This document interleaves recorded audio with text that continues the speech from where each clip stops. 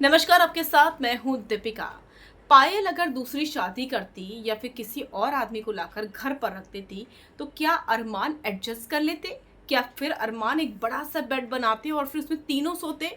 ये बात भी वैसी ही है जैसे कि पायल सब कुछ झेल रही है।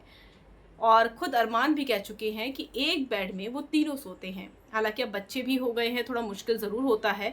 ये अरमान की स्टेटमेंट एक इंटरव्यू में आई थी। अब ऐसे में सना मकबूल के सवाल पर बुरी तरह बौखला गए अरमान मलिक। जब सना ने उनसे पूछा, सना और पायल की दोस्ती थोड़ी अच्छी लग रही है घर में देखने में, और जिस तरीके से पायल ने अपना दुख बताया घर में, उन चीज़ों के बाद सना को बहुत बुरा भी फ़ील हुआ।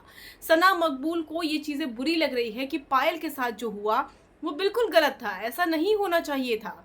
तो ऐसे में सना ने अरमान से सवाल पूछा कि अगर तुम्हारी जगह पायल किसी दूसरे आदमी को लेकर आ जाती तो क्या होता? तो अरमान ने कहा कि नहीं लेकर आई है तो बात ख़त्म। यानी कि अरमान ये सोचने की कोशिश भी नहीं कर रहे हैं कि सेम चीज़ अगर आपके बेस्ट फ्रेंड के साथ पायल शादी कर लेती या फिर लव अफेयर चलाती तो आपको कैसा लगता?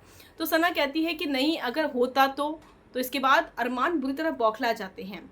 वो कहते कि पायल ने मुझे एक्सेप्ट कर लिया, तो बात ख़त्म हो जाती है यहीं पर।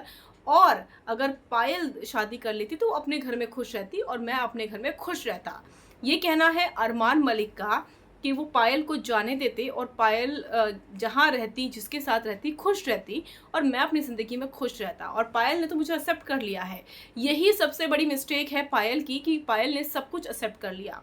पायल को एक्सेप्ट नहीं करना चाहिए था और पायल को भी विरोध करना चाहिए था। चाहे वो अलग रह के करती, साथ रह के करती, जैसे भी करती, लेकिन विरोध करना उस वक़्त बहुत ज़रूरी था। और इसी चीज़ की कमज़ोरी जो है अरमान मलिक ने भाँप ली और उन्होंने पायल को एडजस्ट करवा दिया।